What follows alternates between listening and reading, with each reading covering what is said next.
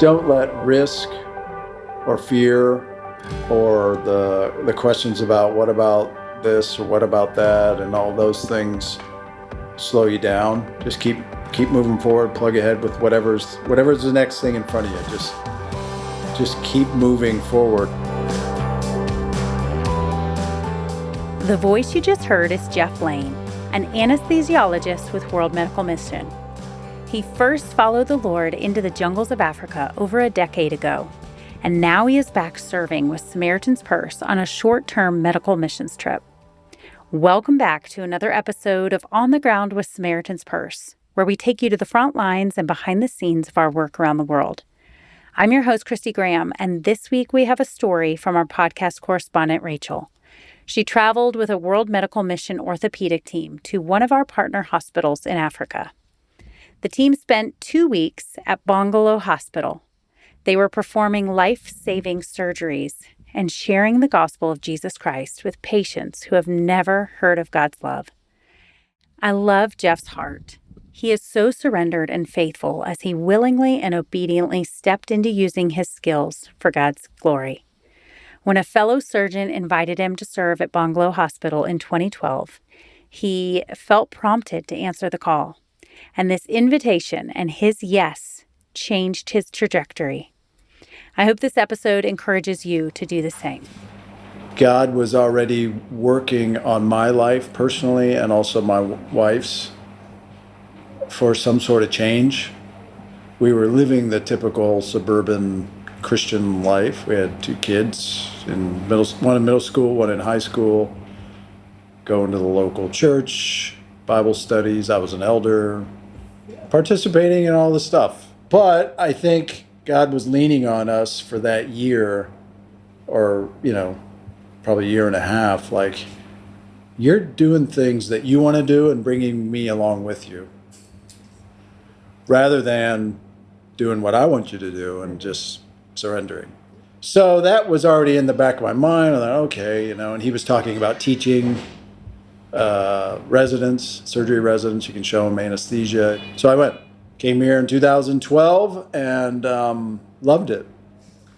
While he was visiting Bongolo, Jeff realized the need for a permanent training program, a nursing school that would educate future generations of medical professionals in Africa. And he never imagined that God would ask him to lead it. So in my mind, I was going to go home and find that person, that younger person, to go do that. I'm 48 at that time, and I'm like, this makes zero sense. Why in the world would I leave everything I have at home to come here and do that? And then over the second half of that trip, God was really leaning on me. There was a lot of wrestling going on, like, no, I'm asking you to do this. You've been praying about it for about a year and a half. This is the kind of life change I want you to do what I want you to do rather than what you want to do. And it was pretty powerful. I was like resisting until we got in the plane. We were flying back to Libreville from Bongolo, and I was reading something and was still thinking about how in the world is this going to happen? All the whatabouts. What about money? What about my house? What about retirement? What about coming here and getting sick? What about my kids? What about, my wife? What about all these things? And it was as if God was speaking to me in that plane, like, hey, I got this, right? You're 48. I've taken care of you this long. I got it. I'll take care of it. And it was like, hey, you got to have the faith and surrender. I was like, okay, all right, I'm going to do this. So I went home from that trip, and of course, my wife, she probably already knew this was going to happen. Women are smart. Wives are smart, smarter than we are. And she was like, we're going back there, aren't we? And we had a long discussion about it. And it was like, hey, obviously this is a team effort. It's both of us. You need to be comfortable. We'll pray about it for a season. Then let's see. And by 6 months later, it came down to, we were trying to figure out all the things we needed to do to get here. And then another lesson was, God was like, No, I just want you to be faithful in the thing that's in front of you, okay? That's it. So we're like, okay, well, yeah, let's not worry about the stuff down the line because there's a lot of steps to becoming a missionary. And just do the first thing, apply. So over the course of the next 2 to 3 years, we just kept moving forward through the hoops that we needed to do. And we found ourselves here. While he and his wife lived and worked in Bongolo Hospital, they watched God do mighty things in their own lives, in their own family. And it took Jeff coming to the jungle to realize that surrender was all that God had been asking him his entire life. Our family. So I mentioned that earlier. We have 2 kids. One was at university at the time, and one was finishing up high school. But our son was having a hard time. He really was kind of in a rebellious phase. That was kind of the top the top concern was him. We were all set and ready to come here, but it was, what's my son, Aaron, going to think? What's he going to do? He's going to university. He doesn't have a place to go home to. He doesn't have this. He doesn't have that. Like we're separating at a critical time. When we then finally started to come here the first day, he wrote us a long letter that just was like, if it really weren't for you guys, I don't know if my life would have changed. Your example changed my life. Your example of faithfulness and surrender and coming out here, in a way that doesn't make sense to anybody. He was like, that really changed me. So our highest prayer request was for him, and God took care of him abundantly. When we worry about stuff like that, God's like, I got it. And he did way more than we could even imagine. Now, when we were out here, and, personally, God really showed me a number of things about relying on him completely. Number one is language. Language is tough. I mean, we went to school, but you don't learn everything. You can't. And communication and just being able to, okay, God, Holy Spirit, you're going to have to give me the words because I'm just going to go. I mean, you just rely. You just go and talk to people. The Gabonese culture, I think it's quite interesting because the first time that I came and the first time I experienced it just as a visitor, their interactions with you are a little bit standoffish just because they don't know you. And it's like anything, and that language barrier and all that. But once all those things are moved away and you recognize that their interactions with each other, or then when you start to become part of the family, they're wonderful. They're definitely relational. They live as a community. They're always looking out for each other, working for each other, meeting other people's needs. Specifically here at Bongolo, there is definitely a Bongolo family, a Bongolo culture, kind of a subculture of the Gabonese, where, this is a family. Another lesson learned was to slow down.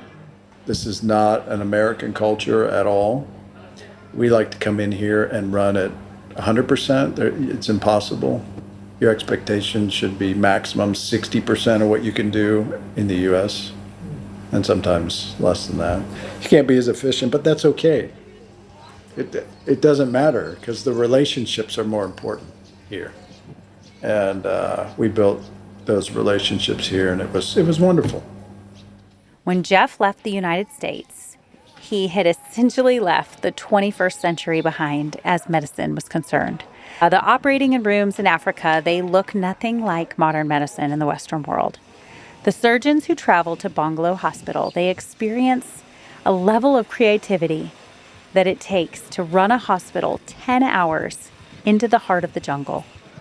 There's many different levels of healthcare all throughout Africa. In general, you look at 2 things. You look at the knowledge base and then the equipment. If you can elevate one or both of those, that's where you're going to make an impact. But you're still not going to be at the level of Western, medicine in Europe or the U.S. The equipment and supplies and all the stuff that's needed to run a modern healthcare facility. You just can't do it when you're out here in kind of the middle of nowhere. It depends on what procedure it is or what type of equipment or whatever. It's behind 20 years, 30, in general. I recall, and I've seen even today, patients from as far away as Libreville, which is, 10-hour drive. Or at times when we were here before, you'd see people from other countries coming in for care. We're in a rural area of Africa where, like you said, that's the biggest issue, is that fractures happen, or they may not even be fractures from a fall or a motor vehicle accident. It might just happen from birth or whatever, that need correction, and they don't have the means, or there's not a hospital nearby. There is a hospital, there's no equipment. There's a hospital with some equipment, but nobody that can do it. And then it becomes a financial problem. It becomes they're not in the workforce, they're not in the community, they're not doing the relational things that we were talking about, in the community life. It's very difficult for someone with those types of injuries, fractures that are healed wrong, to lead a good life, the best life that they can. So we can at least get them on that path.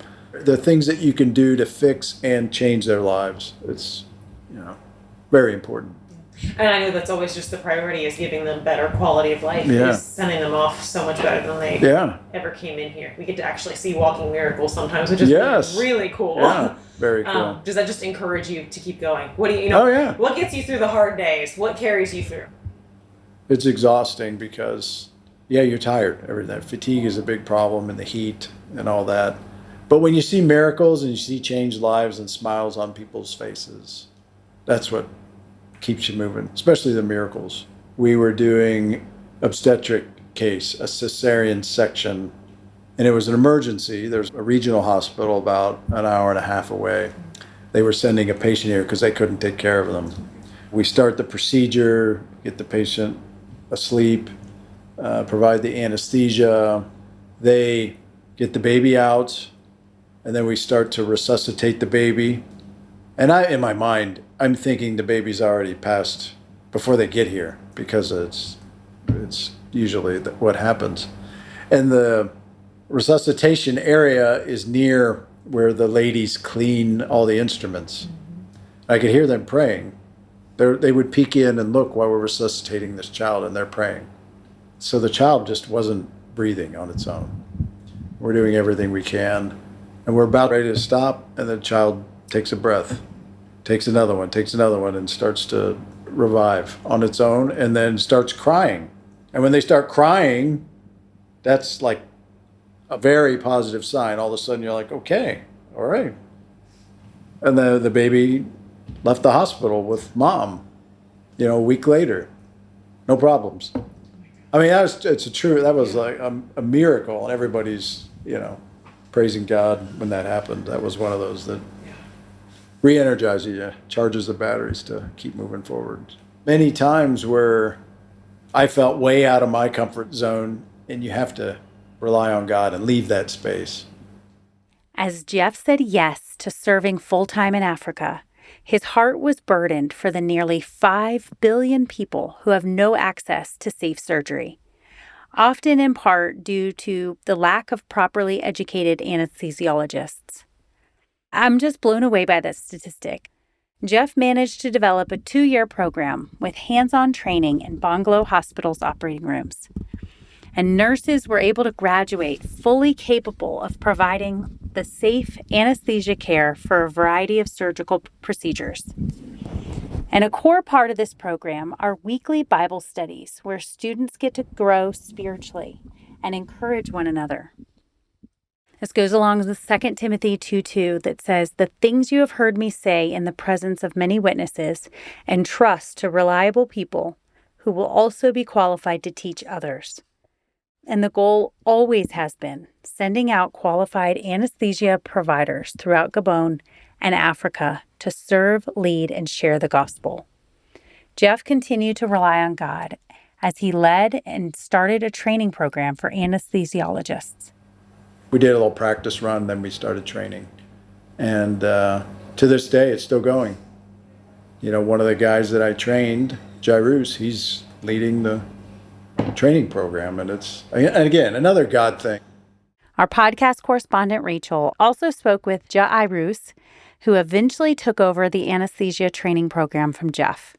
His story is full of moments where God brought him out of great darkness. He was raised Muslim and eventually was disowned by his family for his Christian faith. He found his way to Bongolo Hospital, where God used him to reach the lost. In anesthesia consultation, we cannot let someone intern come out without talking about Jesus. Yeah, we are doing that every day. And even in a week, we can find maybe 3 or 4 people who become Christian in the anesthesia consultation. Sometime in the OR, when we was ready to give anesthesia, we are asking, are you Christian? No. Why? Okay, we can talk about Jesus. Do you want to become Christian? Yes. Okay, let's pray. Praying and giving anesthesia. My prayer is, my subject is just one. Everybody who arrive here and meet Jairus will see Jesus. Yeah, that is my only goal I have. It's not me, it's God. God wants to have people for his kingdom. Yeah, that I'm just a person who God using for that. Yeah, I'm happy to do that. You are rich, you are poor, you will go one day in the hospital. And we have the great privilege to be at that place to share Jesus to people. That is the best place for us to do that. Jeff and his wife, Amy, felt the Lord calling them back to the United States, and they left Gabon at the end of 2022. And just as he had made a way for them to serve, he also provided people to step into their roles and take over their positions that they held. But leaving was difficult. It felt like a huge loss. And so Jeff now sees that God is giving them a chance to surrender all over again. And they were transitioning out of full-time ministry. Jeff learned about the specialty teams program with World Medical Mission and the opportunity it gave him to serve on short-term missions in hospitals all over the world, like Bongolo. What I see as these specialty teams coming out is to pass on knowledge to the people that are there that they can use beyond the time that you're there. I think that's the most important. The other thing is just plain taking care of people that need help. It may be procedures that can't be done anywhere else, and you bring in a team like this that has the knowledge base, that has equipment that we can use. We can do some things that can really help in the short term, and then also in the long term impart knowledge to the surgeons that are going to be here, because we're here 2 weeks. And of course the evangelical component of it, having that component of it just makes it that much more special, that you're sharing the gospel of Jesus Christ with these people as well. So every patient that you take care of and their family members are going to hear that. And it's special. That's what I see is why I continue to do it. Samaritan's Purse sent a specialized team of medical professionals to Bongolo Hospital for 2 weeks, and they were going to perform surgeries and watch God change lives. A 9-person team, including Jeff, had the opportunity to meet physical needs while sharing the gospel. And I love that the Lord made a way for Jeff to go back to the country and a place that is so close to his heart to serve in a short-term capacity. And it takes both. We need long-term committed missionaries working in the field, but we also need short-term capacities. Another team member, Joy, an operating room nurse, she spoke with Rachel shortly after arriving in Bongolo. There's a big line of people here in casts and with walking assistive devices, and I think there's plenty of work for us to do over the next few days. Orthopedics is a very specialized area of surgery, and there's not a lot of skilled physicians that can do some of these high-level surgeries that are needed here. And so it's really important for these docs to come in and not only do these surgeries, but also pass on their information and skills to the doctors who are here, who can follow up and continue to give better care to these people. There is a lot of prayer that goes on before we come, just in God giving us wisdom. And then, for me, it's really just coming in with a flexible heart and just being prepared to, do whatever I can to help them. Talk about just medicine in general and how it's a great platform for the gospel, how it opens a lot of doors. Yep. People experience physical healing, and then it just lets us share about spiritual healing as well. When people recognize they have need, they're a lot more open for receiving other things from you. When you can come in and show them love and take care of them in ways where they are physically hurting, then it makes them a little bit more open to listening to what you have to say to them. And so it allows us opportunities to be able to speak life and truth into them, and then also send the chaplains in to take that further and hopefully plant some seeds in their heart and life. While at Bongolo, the team was able to perform life-saving surgery on a girl named Grace. Her legs had 2 different lengths, so she couldn't keep up with kids her own age, and she felt ostracized and alone. Her family had no way to get her the care that she needed. And then Samaritan's Purse sent an orthopedic surgery team. There was finally hope. I want you to hear how this surgery impacted her and what she said through one of our wonderful translators. I think that the miracle from God exists again. And I will give this testimonial everywhere because I saw the hand of God on my daughter. Elsof told me that, Mom, when I'm now in the Bongolo Hospital, I'm glad. No one will laugh at me again. It's finished. I will have the buffet like everyone. Now this little girl is able to run and play. It is truly such a blessing to be able to provide this care and see their lives be impacted. As I come on trips like this, it's a good time for me to reset and relook at my relationship with Jesus and how my walk is going. And Lord, correct any deviations from the path that you want me on. Tasks are important. Healing is what we're called to do. But to try to also see the relational side, whether it's with the people that we're serving here or people on the team. We can be a witness to anybody that's coming through and take care of them and provide compassionate care, and do our best and still tell them all about the gospel. That's kind of one of the cool things about Bongolo. Every single patient that comes through these doors has to talk to a chaplain. Yes. Before they, ever get seen, they talk to a chaplain. Yeah. That's pretty rare in the world in general, is it not? Yeah. Oh yes, very rare. Even if you come not necessarily on our campaign, you're going to hear a message from the chaplain. But it's something that's important, and it challenges people to think, okay, you came here for a reason. Here's part of the reason for us to share the gospel with you. So, being back at Bongolo has reminded Jeff that obedience to God often comes down to being faithful to what's in front of you.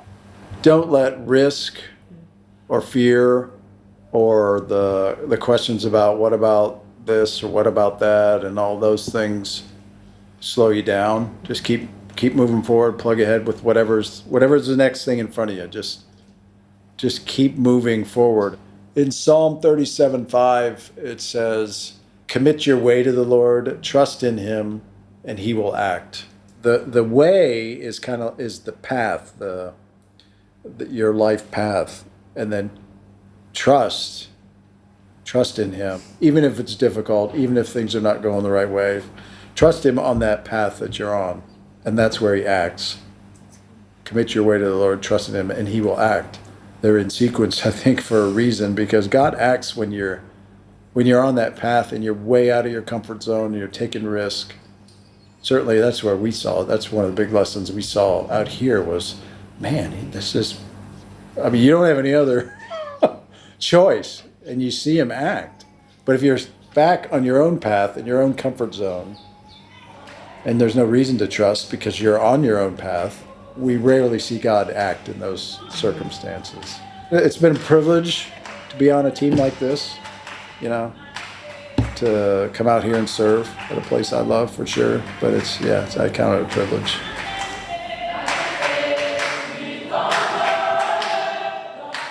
I hope Jeff's testimony has been a great reminder to you to be faithful with what's in front of you. Obedience is hard, but when we obey God and we go where He's calling us, it brings such honor and joy. I want to encourage you to surrender to the Lord in the little and the big things. Isaiah 55, 8-9 says, "For my thoughts are not your thoughts, neither are my ways your ways, declares the Lord. As the heavens are higher than the earth, so are my ways higher than your ways, and my thoughts than your thoughts." And doing what God has called you to do, even when it doesn't make sense, it takes courage. Don't give up in what He's called you to. Jeff and his wife are living testimonies that God can do amazing things when we give Him full control of our lives. If this episode allowed you to reflect on ways that you can better serve the Lord, I encourage you to share it with a friend. Lean in to where God may be calling each of you. Again, if God is pressing on something, Proverbs 16:9 says, "In its heart a man plans his course, but the Lord directs his steps." Listen to the Lord's leading and direction. And again, share it with somebody. Ask them to pray for you, for wisdom and discernment. Thank you so much for listening. Have a great week.